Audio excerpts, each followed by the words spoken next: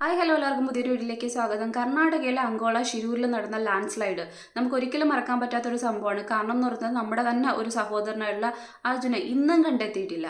അപ്പം ആ ഒരു സംഭവത്തിൻ്റെ പ്രസക്തി എന്താ, അല്ലെങ്കിൽ ആ ഒരു സമയത്തെ മുന്നോട്ട് പോയത് നമ്മൾ ഓരോ ടൈമിലും എല്ലാ മനുഷ്യരും കൃത്യമായിട്ട് അർജുനെ കിട്ടിയോ ഇല്ലേ എന്നുള്ള വാർത്ത കാണാൻ വേണ്ടി എനിക്ക് തോന്നുന്നു ഈ പറയുന്ന എല്ലാ ആൾക്കാരും ഒന്നുകിൽ മൊബൈൽ ഫോണിൻ്റെ അല്ലെങ്കിൽ ടി വിക്ക് മുന്നിലിടുന്ന ഒരു സമയമായിരുന്നു. അത് മാത്രമല്ല മീഡിയാസ് ഒന്നടക്കം ഈ പറയുന്ന 24 മണിക്കൂറും മറ്റൊരു വാർത്ത പോലും ടെലികാസ്റ്റ് ചെയ്യാതെ ഈ ഒരു വാർത്തയ്ക്ക് നൽകിയൊരു പ്രാധാന്യം എന്ന് പറയുന്നത് വലിയ അളവിലായിരുന്നു. എല്ലാവരും കാണിച്ചൊരു സംഭവം എന്ന് പറയുന്നത് അതിനപ്പുറത്തേക്ക് മീഡിയയിൽ ഏറ്റവും പ്രഗത്ഭരായിട്ടുള്ള അല്ലെങ്കിൽ മുന്നിൽ നിൽക്കുന്ന എല്ലാ അവതാരകരും ഈ പറയുന്ന അവിടെ പോയിട്ട് ലൈവ് ടെലികാസ്റ്റ് നടത്തുക, അതിൽ ഇടപെടുക, അങ്ങനെ കുറേ ഇഷ്യൂസ്, ഒരുപാട് വിവാദങ്ങളും കത്തിക്കറിയാണ്. കർണാടക സർക്കാർ നേരെ ഇടപെടുന്നില്ല, നമ്മുടെ സർക്കാരിൻ്റെ ഭാഗത്തുനിന്ന് വീഴ്ചയുണ്ട്, ഇങ്ങനെ ഒരുപാട് പലതരത്തിലുള്ള വിവാദങ്ങൾ ഉണ്ടായൊരു സംഭവമാണ്. പക്ഷേ ആ വിവാദങ്ങൾക്ക് ഇന്നും അന്ത്യം കുറിച്ചിട്ടില്ല എന്നുള്ളതാണ് ഏറ്റവും പ്രധാനപ്പെട്ട കാര്യം. അതിൽ അർജുനടക്കം മറ്റു രണ്ടുപേരെ കൂടെ കണ്ടെത്താനുണ്ട്. പക്ഷേ ഈ വിഷയത്തിൽ അർജുനെ കണ്ടെത്തുക എന്നുള്ള വിഷയത്തിൽ അപ്പുറത്തേക്ക് അർജുൻ ഓടിച്ചിരുന്ന ലോറിയുടെ ഓണറായിട്ടുള്ള മനാഫിനെതിരെയുള്ള കുറേയധികം വാർത്തകൾ പ്രചരിപ്പിക്കുന്ന കാര്യത്തിലാണ് ഏറ്റവും കൂടുതൽ മാധ്യമങ്ങൾ ഇപ്പം പോലും ശ്രദ്ധ കേന്ദ്രീകരിക്കുന്നത് എന്നുള്ളതാണ് ഏറ്റവും പറയുന്നത് നമുക്കൊരിക്കലും അംഗീകരിക്കാൻ പറ്റാത്തൊരു കാര്യം എന്ന് പറഞ്ഞാൽ. ഇതിന് മുന്നേ ഞാൻ ഒരു വാർത്ത ചെയ്തിട്ടാണ്. ഇപ്പം ഈ ഒരു വാർത്ത ചെയ്യുന്നതിൻ്റെ കാര്യം എന്താണെന്ന് ചോദിച്ചു കഴിഞ്ഞാൽ അർജുനെ ഇതുവരെ കിട്ടിയിട്ടില്ല. അർജുനന് എന്ത് പറ്റി, എങ്ങോട്ട് പോയി, ആ ലോറി അടക്കം ഒരു തുമ്പുമില്ല. ആകെപ്പാടെ കിട്ടിയിട്ടുള്ളത് ആ ലോറിയിലുള്ള 3 തടികൾ ഏതോ ഭാഗത്ത് നിന്ന് കിട്ടിയിട്ടുള്ളൂ. ഈ ഒരു സംഭവം മാത്രം. പിന്നെ ഈ പറഞ്ഞ ജാക്കി കിട്ടിയെന്ന് അത് ഈ പറയുന്ന മനാഫ് സ്ഥിരീകരിക്കുകയും ചെയ്തതാണ്. പിന്നെ ഒരു പിടിയില്ല. പിന്നെ ട്രെജർ കൊണ്ടുവരുന്നെന്ന് പറയുന്നു. പിന്നെ ഞാൻ ചാനലിൽ കണ്ടിരുന്നു, ഒരു മലപ്പുറത്തുകാരനായിട്ടുള്ള ഒരു ഇക്ക അദ്ദേഹത്തിൻ്റെ കയ്യിൽ ഇതുണ്ട്, അപ്പം അത് കൊടുക്കാമെന്ന് പറയുന്നത്. പിന്നെ അതിൻ്റെ ഒരു കാര്യങ്ങളൊന്നും കണ്ടില്ല, നമ്മുടെ ചാനലിലൊന്നും കാണുന്നില്ല. അതായത് പ്രധാനപ്പെട്ട ഈ പറയുന്ന മീഡിയാസിലൊന്നും ഈ ഒരു സംഭവം കാണിക്കുന്നതേ കാണുന്നില്ല. പിന്നെ അറിഞ്ഞൊരു കാര്യം എന്ന് പറയുന്നത് ആ പെൺകുട്ടിക്ക്, അതായത് അർജുൻ്റെ ഭാര്യയ്ക്ക് സർക്കാർ ജോലി നൽകി എന്നൊരു സംഭവമാണ് കിട്ടുന്നത്. പക്ഷേ എത്ര ജോലി നൽകി അല്ലെന്നുണ്ടെങ്കിൽ എത്രത്തോളം ഇതാന്ന് പറഞ്ഞു കഴിഞ്ഞാലും ആ പെൺകുട്ടിയെ സംബന്ധിച്ചിടത്തോളം അവളുടെ ഭർത്താവാണ്. കൃത്യമായിട്ട് പറഞ്ഞു കഴിഞ്ഞാൽ അപ്പുറത്തേക്ക് നമുക്കറിയാം, നമ്മുടെ ഈ പറയുന്ന ഒരു പെൺകുട്ടിയെ സംബന്ധിച്ച് അവളുടെ ഭർത്താവ് നഷ്ടപ്പെട്ടു പോവുകയാണെന്നുണ്ടെങ്കിൽ ഒരു കുഞ്ഞാവാത്ത സാഹചര്യത്തിലായാൽ പോലും അവർ ഒന്നിച്ചിരുന്ന ഓർമ്മകൾ അല്ലെങ്കിൽ അങ്ങനത്തുള്ള കാര്യങ്ങൾ വെച്ചിട്ട് അതിൽ നിന്ന് മറ്റൊരു അവസ്ഥയിലേക്ക് മാറുക എന്ന് പറയുന്നത് ഒരു സ്ത്രീയെ സംബന്ധിച്ചിടത്തോളം വലിയ പരിതാപകരമായിട്ടുള്ളൊരു കാര്യമാണ്. അപ്പം ഒരു കുട്ടി കൂടി ഉണ്ടെന്നുള്ളത് സ്വാഭാവികമായിട്ട് ആ കുട്ടിയെ കാണുന്ന നിമിഷത്തിൽ മൊത്തം ആ ഭർത്താവിൻ്റെ ഓർമ്മകളായിരിക്കും മനസ്സിൽ നിറയുക. അപ്പം ആ ഒരു സാഹചര്യത്തെ അതിജീവിക്കുക എന്ന് പറയുന്നത് ഏറ്റവും ദുർഘടമായിട്ടുള്ളൊരു കാര്യമാണ് ഒരു സ്ത്രീയെ സംബന്ധിച്ചെന്ന് പറയുന്നത്. അപ്പം അതേ സിറ്റുവേഷനിലൂടെ കടന്നു പോകുന്ന ഒരു പെൺകുട്ടിയാണതെന്ന് പറയുന്നത്.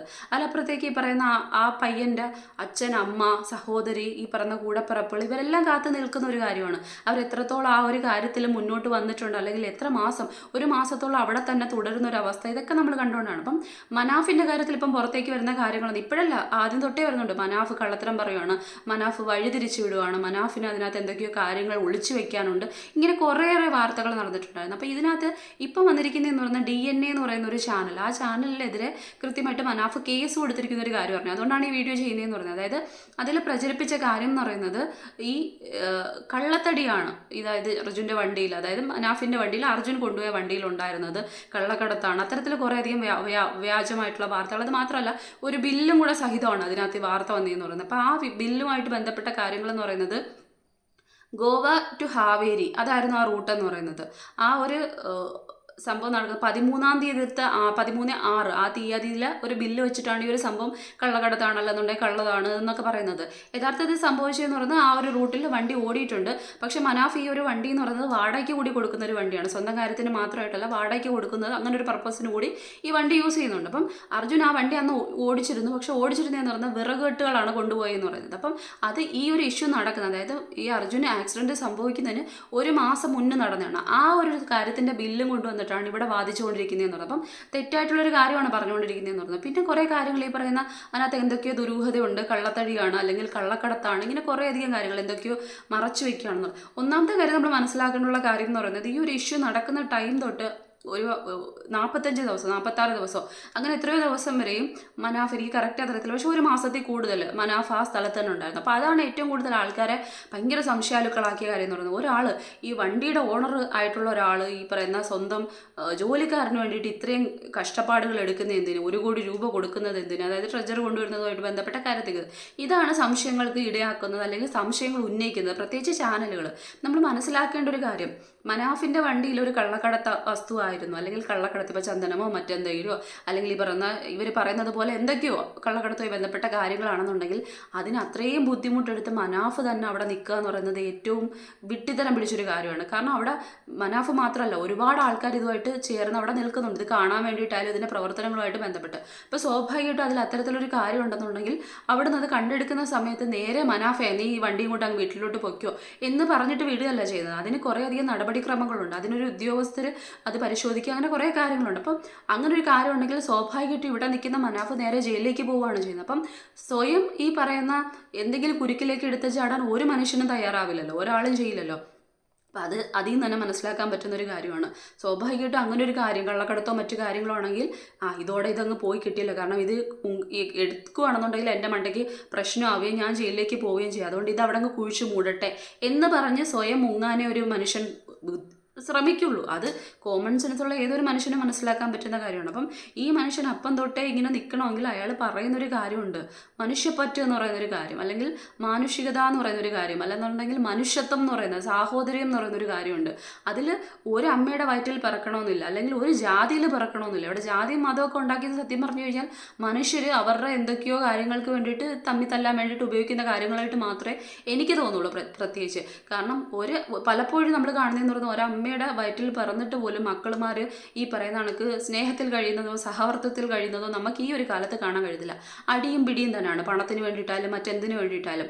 ആ സമയത്ത് അങ്ങനെയുള്ള സമയത്ത് മറ്റ് ഈ പറയുന്ന മതത്തിൽപ്പെട്ട ആൾക്കാരുമായിട്ട് ചിലപ്പോൾ ഫ്രണ്ട്ഷിപ്പ് ഉണ്ടാവാം. അവർ ഈ പറയുന്ന ഒരു അമ്മയുടെ വയറ്റിൽ പിറക്കുന്നതിനേക്കാൾ കൂടുതൽ സ്നേഹബന്ധത്തിൽ കഴിയുന്നത് നമുക്ക് കാണാൻ പറ്റും. അപ്പം അതിന് രക്തബന്ധം ഉണ്ടാവണമെന്നൊന്നുമില്ല, മനസ്സ് നന്നായാൽ മാത്രം മതി, അതിനാണ് ഏറ്റവും പ്രാധാന്യം കൊടുക്കേണ്ടതെന്ന് പറഞ്ഞത്. ഇപ്പം അർജുനെ സംബന്ധിച്ചിടത്തോളം ആ പയ്യനെ കൃത്യമായിട്ട് നമുക്ക് അറിയാവുന്ന കാര്യമാണ്. ഈ പറയുന്ന ഹിന്ദുക്കളുടെ ഒരു ആചാരപ്രകാരമാണെന്നുണ്ടെങ്കിൽ ഒരാൾ മരിച്ചു കഴിയുകയോ അല്ലെങ്കിൽ എന്തെങ്കിലും കാണാതാവുകയോ എന്തെങ്കിലുമൊക്കെ ചെയ്യുകയാണെന്നുണ്ടെങ്കിൽ കുറച്ച് നാൾ നമ്മൾ കാത്തിരുന്നതിന് ശേഷം ക്രിയ ചെയ്യാമെന്നൊരു സംഭവമുണ്ട്. അപ്പം അതിനുവേണ്ടി ഈ ഒരു ഇഷ്യൂവിൽ നമുക്കറിയാവുന്ന കാര്യമാണ്. ഇപ്പം മാസങ്ങൾ കഴിഞ്ഞിരിക്കുന്നു, അവിടുന്ന് ഈ പറയുന്ന ജാക്കി അടക്കമുള്ള കാര്യങ്ങൾ കിട്ടുക, കുറേ കാര്യങ്ങളുണ്ട്. അപ്പം എന്തെങ്കിലും അർജുൻ്റേതായിട്ടുള്ള എന്തെങ്കിലും വസ്തുക്കൾ ആ വീട്ടുകാരും പ്രതീക്ഷിക്കുന്നുണ്ട്. അത് എന്തിനും കർമ്മങ്ങൾക്ക് വേണ്ടിയിട്ടായാലും മറ്റ് കാര്യങ്ങൾക്ക് വേണ്ടിയിട്ട്. അർജുൻ ഒളിച്ചോടി പോകാനോ ഈ മറ്റ് വാർത്തകളിൽ പ്രചരിക്കുന്നത് പോലെ ഒളിച്ചോടി എവിടെയെങ്കിലും പോയെന്നോ കള്ളക്കടത്തുമായിട്ട് പോയെന്നോ ഒന്ന് ആലോചിച്ച് നോക്കി. ആ കാണാതായ പയ്യനെ കുറിച്ച് വരാം, മനാഫെന്ന് മാത്രമല്ല ആ പയ്യനെ കൂടിയാണ് പറയുന്നതെന്ന് പറയുന്നത്.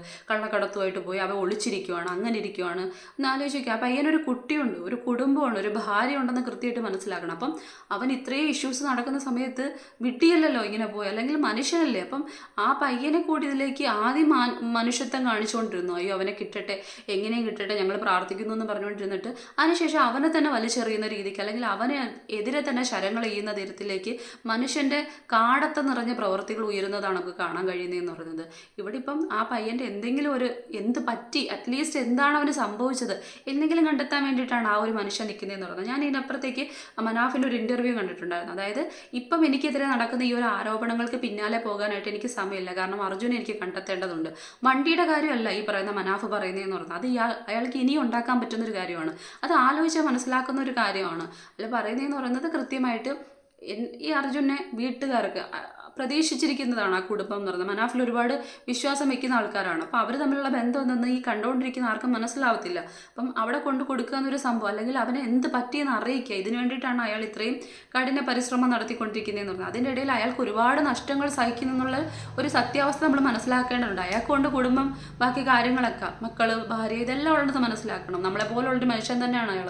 അപ്പം ഇതെല്ലാം ചെയ്തതിന് ശേഷം കൃത്യമായിട്ട് ഇതിൽ നിന്ന് മാറിയതിന് ശേഷം എന്നെ ഈ അറ്റാക്ക് ചെയ്യുന്ന അല്ലെങ്കിൽ എന്നെക്കുറിച്ച് ഇത്തരത്തിലുള്ള വാർത്തകൾ പ്രചരിപ്പിക്കുന്നവർക്കുള്ള എതിരെയുള്ള നിയമ നടപടികൾ അല്ലെങ്കിൽ കാര്യങ്ങൾ സ്വീകരിക്കുമെന്ന് മറ്റൊരു ഇൻ്റർവ്യൂവിൽ പറയുന്നത് ഞാൻ കേട്ടിട്ടുണ്ടായിരുന്നു.